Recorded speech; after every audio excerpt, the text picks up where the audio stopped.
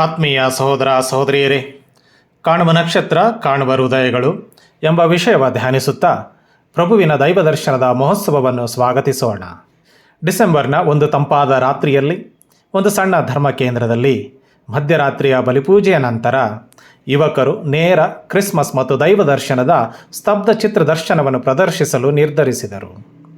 Plastic ಕಿರೀಟಗಳು ಮತ್ತು ಕೃತಕ ಉಡುಗೊರೆಗಳ ಬದಲಿಗೆ ಪ್ರತಿ ಕುಟುಂಬವು ತನ್ನ ಮನೆಯಿಂದ ನಿಜವಾದ ಅರ್ಥಪೂರ್ಣ ನಿಧಿಯನ್ನು ತರುವುದು.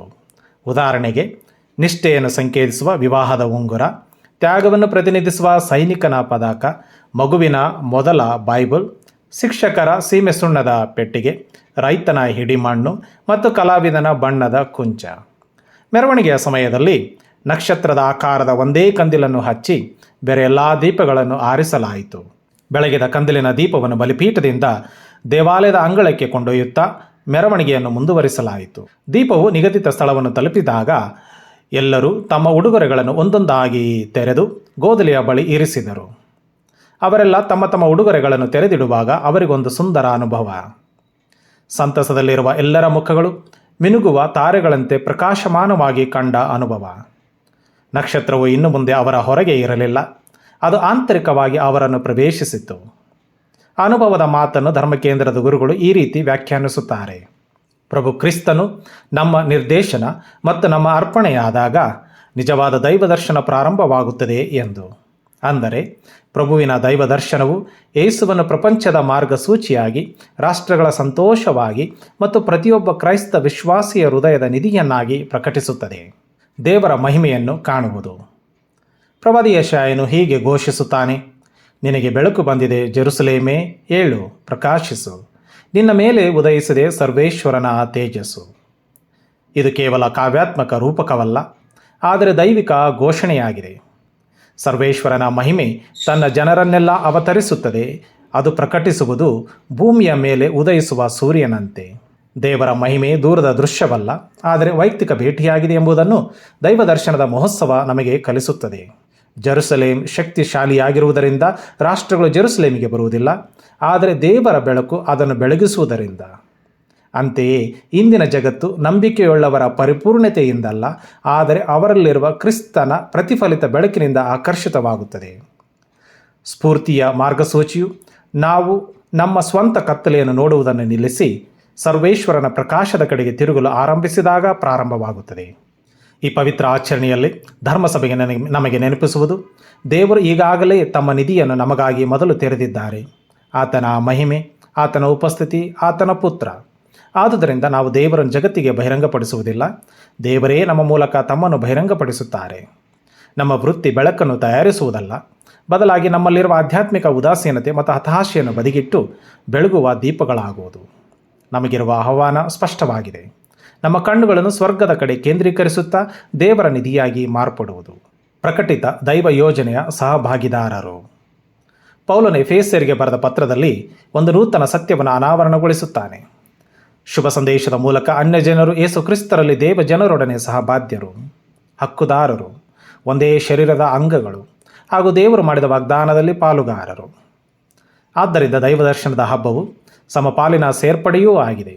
ಅಂದರೆ ದೇವರ ರಹಸ್ಯವು ಸಂಕುಚಿತವಾಗಿಲ್ಲ, ಆದರೆ ವಿಸ್ತರಿಸಲ್ಪಟ್ಟಿದೆ.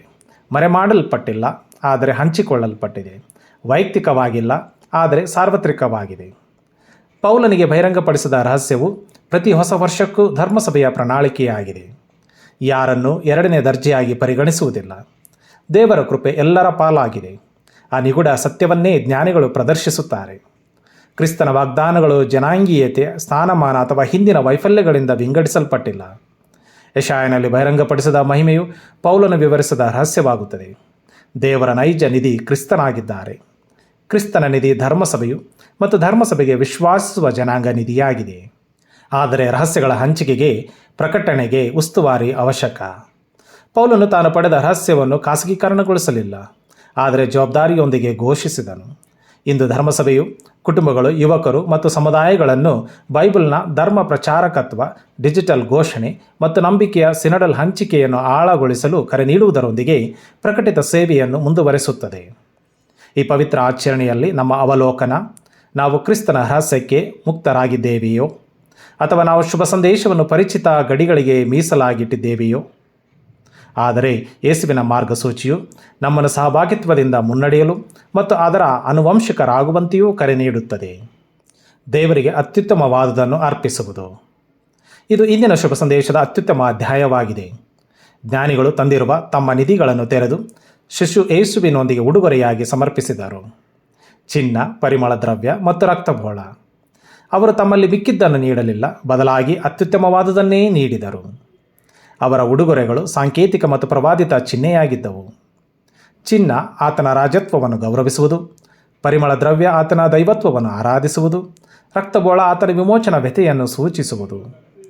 ಅವರ ಸಮರ್ಪಣೆಯು ಅಪಾರವಾದ ಸಂತೋಷಕ್ಕೆ ಸಾಕ್ಷಿಯಾಯಿತು. ಪರಿಪೂರ್ಣ ಶರಣಾಗತಿಯೇ ನಿಜವಾದ ಸಂತೋಷಕ್ಕೆ ಕಾರಣವಾಗುತ್ತದೆ. ನಕ್ಷತ್ರವು ಅವರಿಗೆ ಮಾರ್ಗದರ್ಶನ ನೀಡಿತು, ಪವಿತ್ರ ಗ್ರಂಥವು ಅವರಿಗೆ ಸೂಚನೆ ನೀಡಿತು ಮತ್ತು ದೈವಪುತ್ರನನ್ನು ಆರಾಧಿಸುವುದರಿಂದ ಅವರ ಬಾಳು ಬೆಳಕಾಗಿ ಪರಿವರ್ತಿಸಿತು. ಜ್ಞಾನಿಗಳ ಪಯಣ ಈ ಹೊಸ ವರ್ಷಕ್ಕೆ ನಿರ್ಣಾಯಕ ಪಾಠವಾಗಿದೆ. ಅವರು ಹೆರೋದನ ಬಳಿಗೆ ಹಿಂದಿರುಗಲಿಲ್ಲ, ಬದಲಿಗೆ ಬೇರೆ ಮಾರ್ಗವಾಗಿ ತಮ್ಮ ದೇಶಕ್ಕೆ ಮರಳಿದರು. ಕ್ರಿಸ್ತನ ಅನುಭವ ನಮಗಿದೆ ಎಂದಾಗ ನಮ್ಮ ಹಳೆಯ ಭಯಗಳಿಗಾಗಲಿ ಅಥವಾ ಹೆರೋದನನ್ನು ಸೂಚಿಸುವ ಹವ್ಯಾಸಗಳಿಗಾಗಲಿ ಹಿಂದಿರುಗುವುದು ಸಾಧ್ಯವಿಲ್ಲ. ದೈವದರ್ಶನದ ಸಂತೋಷವು ಭಾವನಾತ್ಮಕವಲ್ಲ, ಅದು ವಿವೇಚನಾಶೀಲವಾಗಿದೆ. ಹಿಂದಿರುಗುವ ಬೇರೆ ಮಾರ್ಗ ಎಂದರೆ ಸುಳ್ಳು ರಾಜರಿಗೆ ತಲೆಬಾಗದಂತೆ ನಮ್ಮನ್ನು ಕಾಪಾಡಿಕೊಳ್ಳುವುದು ಮತ್ತು ನಿಜವಾದ ದೈವಸ್ಫೂರ್ತಿ ನಮ್ಮನ್ನು ಅಪಾಯಕಾರಿ ಮೆಚ್ಚುಗೆ ಮತ್ತು ವಿನಾಶಕಾರಿ ನಾಯಕತ್ವದಿಂದ ರಕ್ಷಿಸುವುದು. ಪ್ರಿಯ ಸಹೋದರ ಸಹೋದರಿಯರೇ, ಕಾಣುವ ನಕ್ಷತ್ರ, ಕಾಣುವ ಹೃದಯಗಳು ಅಂದರೆ ಇಂದಿನ ಗೋದಲೆಗಳಲ್ಲಿ ಜನಿಸಿದವರೊಂದಿಗೆ ಅತ್ಯುತ್ತಮವಾದುದನ್ನು ಹಂಚಿಕೊಳ್ಳಲು ಸಿದ್ಧವಾಗಿರುವ ಹೃದಯಗಳು. ಇಂದು ನಕ್ಷತ್ರವು ಇನ್ನೂ ಉದಯಿಸುತ್ತದೆ, ಆಕಾಶದಲ್ಲಿ ಅಲ್ಲ, ಆದರೆ ಕ್ರಿಸ್ತನನ್ನು ಹುಡುಕಲು ಇಚ್ಛಿಸುವ ಪ್ರತಿಯೊಂದು ಹೃದಯದ ಪವಿತ್ರ ಸ್ಥಳದಲ್ಲಿ. ದೇವರು ತನ್ನ ಮಹಿಮೆಯನ್ನು ಪ್ರಕಟಿಸುವಂತೆ, ಪೌಲನ ನಿಗೂಢ ರಹಸ್ಯವನ್ನು ಬಹಿರಂಗಪಡಿಸಿದಂತೆ, ಜ್ಞಾನಿಗಳು ನಿಜವಾದ ದೇವರನ್ನು ಗುರುತಿಸುವ ಮಾದರಿಗಳನ್ನು ತೋರಿಸಿದಂತೆ ನಾವು ಮಿನುಗುವ ತಾರೆಗಳಾಗಿ ಜ್ಞಾನಿಗಳ ಮಾರ್ಗವನ್ನು ಪಾಲಿಸಬೇಕು. ಧರ್ಮಸಭೆಯ ಮಾರ್ಗದರ್ಶನ ಮತ್ತು ಪ್ರೇರಣೆ ಅದೇ ಆಗಿದೆ.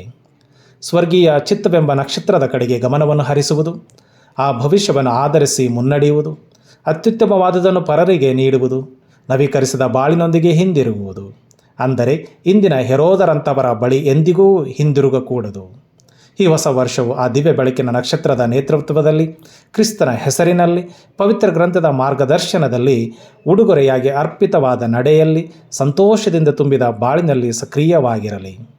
ಆದ್ದರಿಂದ ನಮ್ಮ ಪ್ರಾರ್ಥನೆ: ಪ್ರಭುವೇ, ನನ್ನ ಹೃದಯವನ್ನು ನಿನ್ನ ಪಾದಕ್ಕೆ ಮಾತ್ರ ಸಮರ್ಪಿಸುವ ನೀನು ಮೆಚ್ಚುವ ನಿಧಿಯನ್ನಾಗಿ ಮಾರ್ಪಡಿಸು ಮತ್ತು ಇನ್ನೆಂದಿಗೂ ಭಯದ ದಾಸತ್ವಕ್ಕೆ ಬಲಿಯಾಗದಂತೆ ನನ್ನನ್ನು ಕಾಪಾಡು. ತಾಳ್ಮೆಯಿಂದ ಆಲಿಸಿದ್ದಕ್ಕಾಗಿ ತಮಗೆಲ್ಲರಿಗೂ ನನ್ನ ಹೃತ್ಪೂರ್ವಕ ಧನ್ಯವಾದಗಳು ಹಾಗೂ ಪ್ರಭುವಿನ ದೈವ ದರ್ಶನದ ಮಹೋತ್ಸವದ ಶುಭಾಶಯಗಳನ್ನು ಕೋರುತ್ತೇನೆ.